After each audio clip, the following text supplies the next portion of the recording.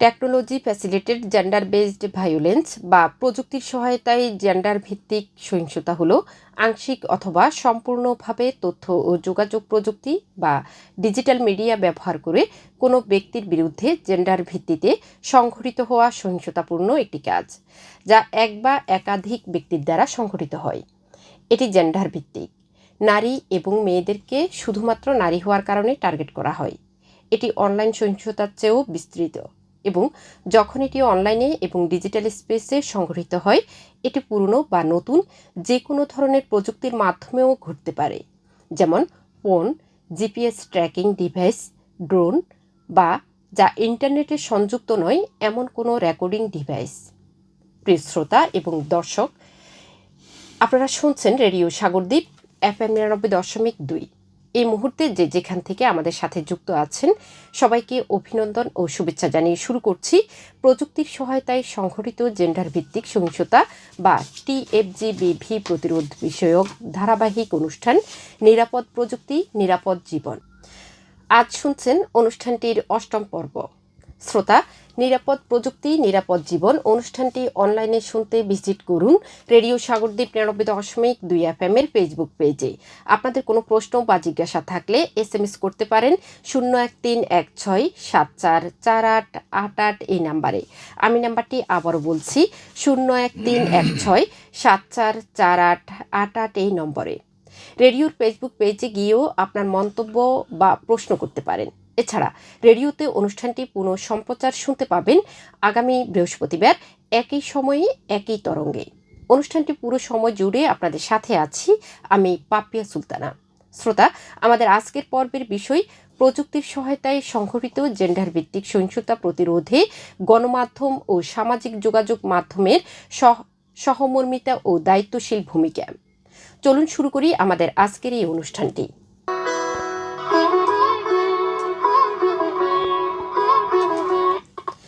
প্রিয় দর্শক, অনুষ্ঠানটি সম্প্রচারিত হচ্ছে বিএনআরসি কর্তৃক বাস্তবায়নাধীন strengthening resilience against technology facilitated gender based violence TFGBV and promoting digital development প্রকল্পের আওতায়। প্রকল্পটি নাগরিকতা সিভিক এঙ্গেজমেন্ট ফান্ড CEF কর্মসূচির অংশ। এটি বাস্তবায়নে কারিগরি সহায়তা প্রদান করছে GFA কনসাল্টিং গ্রুপ এবং অর্থায়ন করছে সুইজারল্যান্ড গ্লোবাল অ্যাফেয়ার্স কানাডা ও ইউরোপীয় ইউনিয়ন।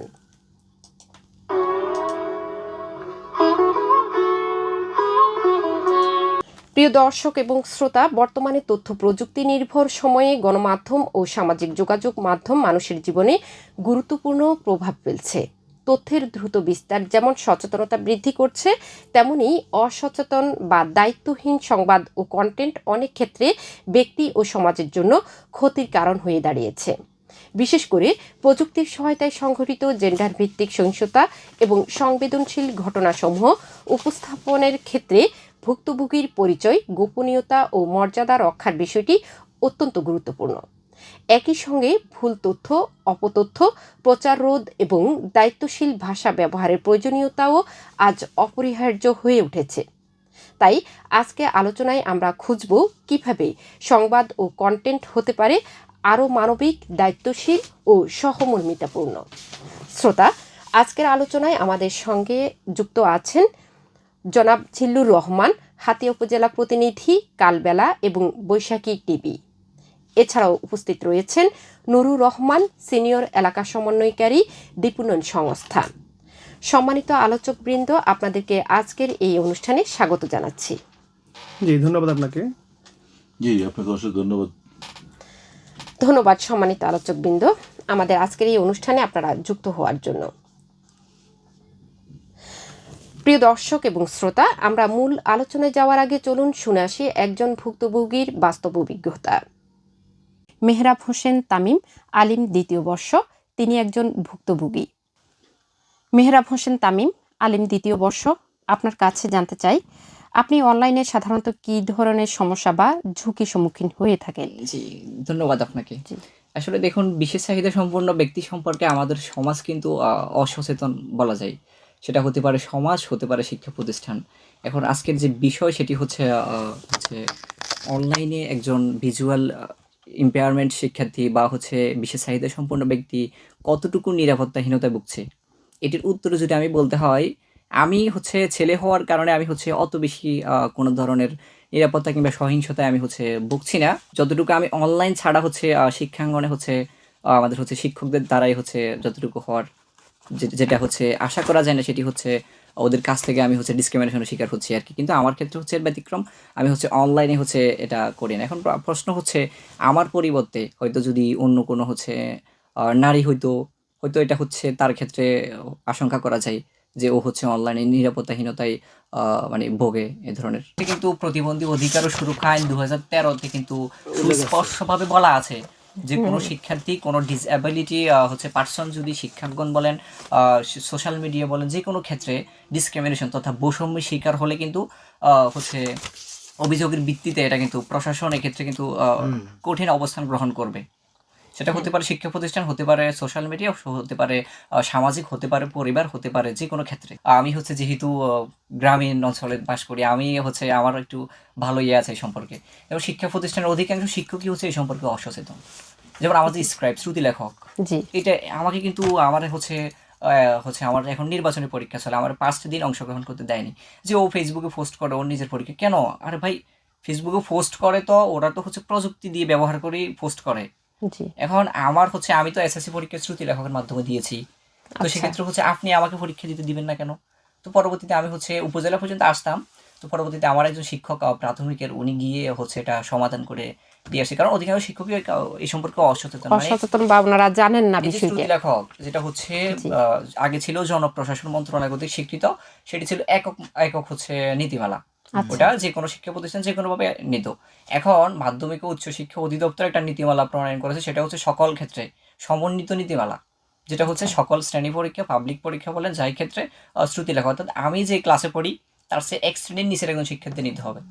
তবে এক্ষেত্রে কিছু প্রসেস থাকে, অ্যাপ্লিকেশন লিখে উপজেলা নির্বাহী অফিসারের কাছে এলে ওনারা হচ্ছে পারমিশন দিয়ে দেয়। জি, স্যার এই সম্পর্কে ভালোই বলতে পারবে, যেহেতু স্যার হচ্ছে আমাদেরকে নিয়ে কাজ করে।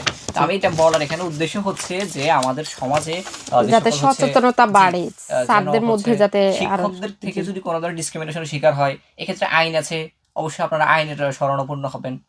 অবশ্যই যেখানে অসচেতন আছে সেখানে, আমি যেখানে আছি ওইখানে সচেতন শিক্ষকও আছে। আমার যে পারমিশনের জন্য যে আমি হচ্ছে আসছি এসএসসি পরীক্ষার সময়, উপজেলা নির্বাহী কর্মকর্তা শুধুমাত্র বিষয় দেখছে, বিষয় দৃষ্টি প্রতিবন্ধী শিক্ষার্থীর দাখিল পরীক্ষা চলাকালীন সময় একজন শ্রুতি সহযোগী প্রদানের আবেদন, উনি বিষয় দেখে পারমিশন দিয়ে দিছে, কারণ উনি সচেতন। উনি সচেতন ছিল বিধায় উনি আমাকে কিছু হচ্ছে ইয়া করেনি, উনি হচ্ছে পারমিশন দিয়ে দিছে। তো সেক্ষেত্রে আবার হচ্ছে আমার হচ্ছে ক্যানাডা একদিন হচ্ছে মৎস্য অফিসার যেদিন ম্যাথ পরীক্ষা, ওদিন অফিসার গেছে, স্যার বলে যে এখানে হচ্ছে আমরা দুজন একসাথে কেন? আমি বলছি স্যার আমি ভিজুয়াল ইম্পেয়ারমেন্ট ও আমার স্ক্রাইব। স্যার চলে গেছে, কারণ স্যারের মধ্যে সঠিক শিক্ষা আছে, সচেতন। জি, এই সম্পর্কে গুরুত্বপূর্ণ ভূমিকা পালন করতে পারে কিন্তু রেডিও সাগরদ্বীপ। জনাব নুরুর রহমান, সিনিয়র এলাকা সমন্বয়কারী দ্বীপ উন্নয়ন সংস্থা। আমরা শুনলাম একজন ভুক্তভোগীর বাস্তব অভিজ্ঞতা। ওনার অভিজ্ঞতার প্রেক্ষিতে আপনার কাছে আমার প্রথম প্রশ্ন, বর্তমানে স্থানীয় পর্যায়ে সংবাদ পরিবেশন এবং সোশ্যাল মিডিয়া কন্টেন্ট প্রচারের ক্ষেত্রে জেন্ডার সংবেদনশীলতা কতটা প্রতিফলন হচ্ছে বলে আপনি মনে করেন? জি, আপনাকে অসংখ্য ধন্যবাদ জানাচ্ছি, সাথে আমাদের দর্শক শ্রোতাকেও আমরা ধন্যবাদ জানাচ্ছি এই বিষয়টি। আজকের ইস্যু যে নিয়ে আলোচনা, আমাদের জেন্ডার ইস্যু, যেটা হচ্ছে সংবাদ বলে গেলাম জেন্ডার বিষয় নিয়ে, সেক্ষেত্রে আমি বলবো যে বাংলাদেশে স্থানীয় পর্যায়ে সংবাদ পরিবেশন ও সোশ্যাল মিডিয়া কন্টেন্ট প্রচারের ক্ষেত্রে জেন্ডার সংবেদনশীলতা নিয়ে সচেতনতা কিছুটা বৃদ্ধি পেলেও বাস্তবে আসলে প্রয়োগ সীমিত, এর যথেষ্ট সীমাবদ্ধতাও রয়েছে। অনেক ক্ষেত্রে ভুক্তভোগীর পরিচয়, ছবি বা ব্যক্তিগত তথ্য প্রকাশ করা হয়, যা তাদের নিরাপত্তা, সামাজিক মর্যাদা ঝুঁকিপূর্ণ হয়ে দাঁড়ায়। পাশাপাশি সংবেদনশীল ঘটনায় উপস্থাপনায় অনেক সময় অতিরঞ্জিত ও উত্তেজনাপূর্ণ ভাষা ব্যবহার করা হয়, যা ভিকটিম এবং তার পরিবার সাফার করতে হয়, এরকম আর কি বিষয়টা। সুতরাং দ্রুত তথ্য প্রচারের প্রতিযোগিতায় অনেক যাচাই বাছাই ছাড়াই সংবাদ ও কন্টেন্ট প্রকাশ করেন, ফলে ভুল তথ্য অপতথ্য ছড়িয়ে পড়ে। যেমনটা আমার সমালোচনা শুরুর আগে একজন ভুক্তভোগীর অভিজ্ঞতা থেকে আমরা জানতে পারলাম। জি অন্যদিকে ইতিবাচক পরিবর্তনের দিকও রয়েছে। তথ্যনির্ভর সংবাদ এবং বস্তুনিষ্ঠ সংবাদে দেশ সমাজ এবং কি বলবো এটাকে, দেশ সমাজ সমাজে একটা ইতিবাচক সাড়া পড়ে। মানুষ যে কোনো তথ্য জানতে পেরে উপকৃত হয়। এনজিও সিভিল সোসাইটির উদ্যোগে জেন্ডার সংবেদনশীল রিপোর্টিংয়ের গুরুত্ব ক্রমেই আলোচনায় আসছে। তরুণ সাংবাদিক ও কন্টেন্ট নির্মাতাদের মধ্যে এই বিষয়ে দিন দিন আগ্রহ বাড়ছে এবং কিছু ক্ষেত্রে দায়িত্বশীল ভাষা উপস্থাপনার চর্চাও দেখা যাচ্ছে। তবে এখনও অনেক গণমাধ্যম সুস্পষ্ট নীতিমালা ও দিক নির্দেশনার অভাব রয়েছে, যার ফলে কাঙ্ক্ষিত মানদণ্ড এখনও অর্জন করা সম্ভব হয় নাই। তাই প্রযুক্তি সহায়তা সংগঠিত জেন্ডার ভিত্তিক সহিংসতা প্রতিরোধ ও জেন্ডার সংবেদনশীলতা নিশ্চিত করতে সচেতনতা বৃদ্ধির পাশাপাশি কার্যকর নীতি বাস্তবায়ন করা অত্যন্ত জরুরি হয়ে দাঁড়িয়েছে। জি ধন্যবাদ সম্মানিত আলোচক, আপনি অনেক গুরুত্বপূর্ণ আলোচনা করেছেন। আমরা আমাদের স্টুডিওতে উপস্থিত আরও একজন আলোচক জিল্লুর রহমান, হাতিয়া উপজেলা প্রতিনিধি কালবেলা এবং বৈশাখী টেলিভিশন। আপনার কাছে আমাদের জানা হচ্ছে যে নুরুর রহমান সিনিয়র এলাকা সমন্বয়কারী দ্বীপ উন্নয়ন সংস্থা, তিনি যে বিষয়গুলো সম্পর্কে বললেন এ ব্যাপারে আপনার মতামত কি, আপনি কি মত দিবেন? জি ধন্যবাদ আপনাকে, ধন্যবাদ রেডিও সাগর দ্বীপের সকল শ্রোতাকে এবং ধন্যবাদ নুর রহমান। জি ধন্যবাদ আপনাকে, ধন্যবাদ রেডিও সাগর দ্বীপ এবং নুর রহমান ভাইকে। ভাই যেটা বলেছেন এবং আমরা বক্তব্যে যে কথা শুনলাম, আমি এর সাথে একমত। বাস্তবতা হচ্ছে যে তথ্য প্রযুক্তি সহায়তায় সংগঠিত যে জেন্ডার ভিত্তিক যে সহিংসতা, এটি আসলে আমাদের সাংবাদিকদের ব্যক্তিগত কিছু ঘাটতিও রয়েছে এবং পাশাপাশি কিছু চ্যালেঞ্জিং বিষয় রয়েছে, যা অবশ্যই আমাদের সীমাবদ্ধতার মধ্যে থাকতে হয়। যদি সীমাবদ্ধতাগুলো যদি বলি আমি, যেমন আমরা সংবেদনশীল প্রতিবেদন তৈরির ক্ষেত্রে অনেক সময় আমরা গণমাধ্যমে যারা রয়েছি বা যারা সাংবাদিক রয়েছি, তারা বিভিন্ন বাস্তবিক কিছু বিষয়ের শিকার হই। যেমন আমাদের পেশাগত চ্যালেঞ্জিং একটা ব্যাপার থাকে। যেমন প্রথমত হচ্ছে দ্রুত সংবাদ প্রচার করা। আমরা দ্রুত সংবাদ প্রচার করতে গিয়ে দেখা গেছে জেন্ডার ভিত্তিক যে সমস্যাগুলো, যে বিষয়টা আমাদের মানে স্কিপ করে যাওয়া দরকার বা যেটাকে আমরা প্রকাশ করা দরকার, সেটা মেনটেন করতে পারি না। এই ক্ষেত্রে কিন্তু আমরা নিজেরাও সমস্যার সম্মুখীন হই। যেমন আরেকটা বিষয় হচ্ছে দ্বিতীয়ত, যেটা অনেক ক্ষেত্রে সংবেদনশীল রিপোর্ট তৈরির ক্ষেত্রে আমাদের প্রশিক্ষণ বা স্পষ্ট ধারণা থাকে না। তো সেক্ষেত্রে দেখা গেছে আমরা অনিচ্ছাকৃত মানে সত্ত্বেও ভিকটিম তারা আপনার ক্লেমিংয়ের শিকার হচ্ছে এবং সেটা উপস্থাপনার ক্ষেত্রে ত্রুটি বিচ্ছুতি দেখা দেয়। আরেকটি বিষয় হচ্ছে আমাদের সামাজিক এবং সাংস্কৃতিক যে মনস্তান্ত্রিক যে বিষয়গুলো, যেমন আমাদের প্রচলিত সমাজে একটা একঘেয়েপনা পড়ে আছে। যেমন আমরা যেমন জেন্ডার ক্ষেত্রে যদি বলি যে এই বিষয়গুলো আমরা যেভাবে স্বাভাবিকভাবে ধারণা করি, ওই ধারণার প্রেক্ষিতে আমরা যদি সংবাদ প্রচার করতে যাই, আলটিমেটলি কিন্তু ভিকটিম সে কিন্তু ব্লেমের শিকার হয়ে যাচ্ছে। এটা আমাদের সামাজিক রাষ্ট্রীয় যে দৃষ্টিভঙ্গি, এই ক্ষেত্রে কিন্তু একটা দায়বদ্ধতা রয়েছে। এছাড়া বক্তব্যের নিরাপত্তা বা গোপনীয়তা রক্ষা করতে গেলে আমাদেরকে ডিপলি যাওয়া যায় না। সেক্ষেত্রে আমাদের সঠিক বিষয়গুলো তুলে আনাটা কিন্তু অনেক কষ্টকর হয়ে দাঁড়ায়। আর অন্যদিকে প্রাতিষ্ঠানিক বা পেশাগত যে দায়বদ্ধতা, আমাদের প্রত্যেকটা প্রতিষ্ঠানের মানে স্বতন্ত্র একটা ক্রাইটেরিয়া রয়েছে। তো সেক্ষেত্রে আমরা যখন এগুলো নিয়ে পর্যালোচনা করি বা নীতিমালা যেগুলো অনুসরণ করতে গেলে, সেক্ষেত্রে দেখা যায় আমাদের অনেকগুলো বিষয় আমরা এড়িয়ে যেতে হয়। আরেকটা বিষয় হচ্ছে সোশ্যাল মিডিয়ায় যে একটা চাপ থাকে।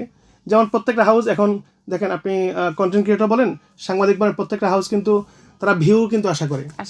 এই ভিউ কামাইতে গিয়ে বা এই ভিউর দিকে দৃষ্টি দিতে গিয়ে সঠিক যে বিষয়টা, কারণ আমাকে যদি ভিউ নিতে হয় আমাকে সবার আগে সংবাদটা উপস্থাপন করতে হবে বা আমাকে এই সংবাদটুকু আপনার দর্শকদের কাছে পৌঁছে দিতে হবে।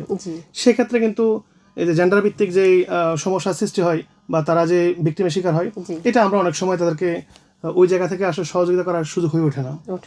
তো আমরা এই সমস্ত বিষয়গুলা জন্য যদি আমরা প্রয়োজনীয় পদক্ষেপ, যেমন সঠিক প্রশিক্ষণ, সঠিক নীতিমালা প্রণয়ন করা, সমাজের যে বাস্তব চিত্রগুলো, যে সমাজের যে একঘেয়েপনা যে বিষয়গুলো, এগুলোর দিকে সামাজিকভাবে এগুলো দায়বদ্ধতা বা এগুলোকে কীভাবে আরও উন্নত করা যায়, এই সমস্ত বিষয়গুলো যদি আমরা কাজ করি, তাহলে হয়তো আমি মনে করি যে এই জেন্ডার ভিত্তিক যে সমস্যাগুলো, বিশেষ করে এখন কিন্তু সোশ্যাল মিডিয়ার যুগ, প্রত্যেকটা প্রত্যেকটা মানুষের হাতে কিন্তু একটা স্মার্টফোন রয়েছে।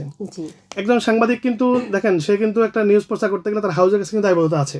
আচ্ছা। সে এটাকে রেডি করে তারপর হাউসে পাঠায়, হাউস সেখান থেকে এডিট করে তারপর প্রচার করে। জি। কিন্তু প্রত্যেকটা মানুষ এখন স্মার্টফোন যারা ব্যবহার করে সবাই কিন্তু এখন সাংবাদিক ভূমিকা পালন করে। তারা একটা বিষয় জানলো যে কোনো একটা দৃশ্য দেখলো, সাথে সাথে সেটা ফেসবুকে দিয়ে দিল। জি। ফেসবুকে দেওয়ার কারণে দেখা যাচ্ছে আমরাও কিন্তু এটা মানসিক একটা চাপের মধ্যে থাকি যে এটাকে আমরা কীভাবে কত দ্রুত এটাকে উপস্থাপন করবো। জি।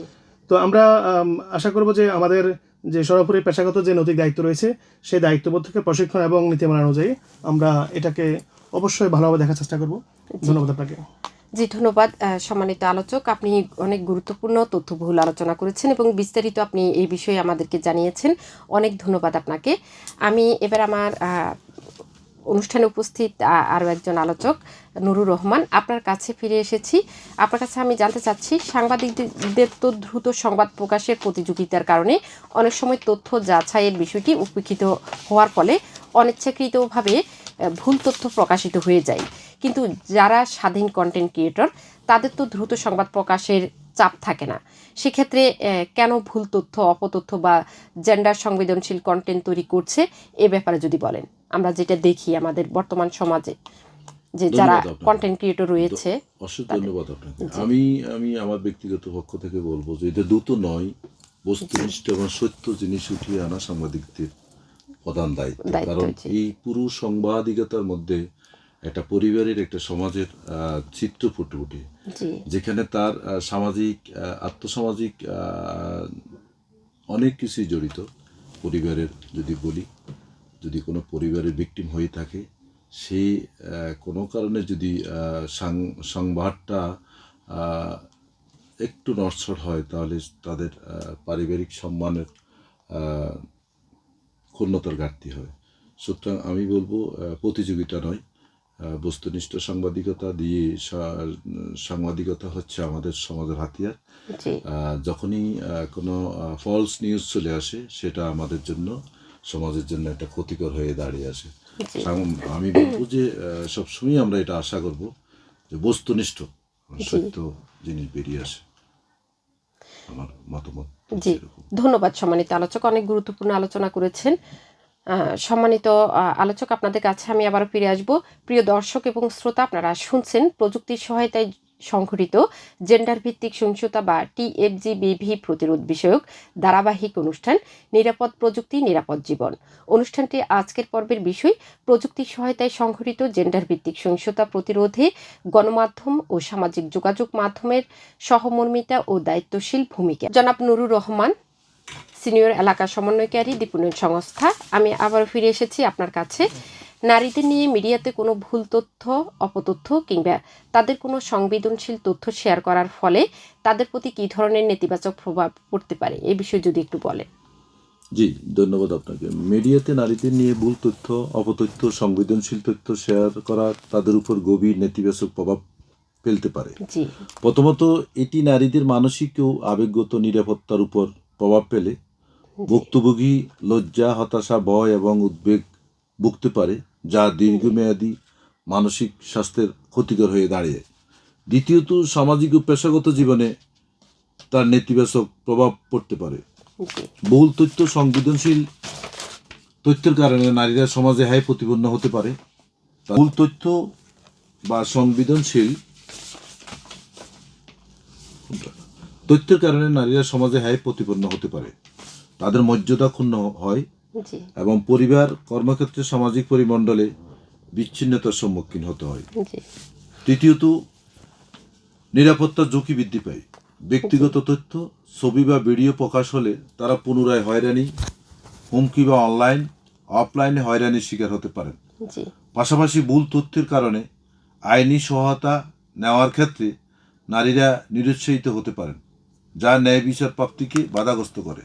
তাই মিডিয়ায় নারীদের সংক্রান্ত তথ্য শেয়ার করার ক্ষেত্রে সতর্কতা, যাচাইকৃত তথ্য এবং সংবেদনশীলতা বজায় রাখার অত্যন্ত জরুরি, যাতে তাদের মানসিক, সামাজিক ও নিরাপত্তা অধিকার সুরক্ষিত থাকে।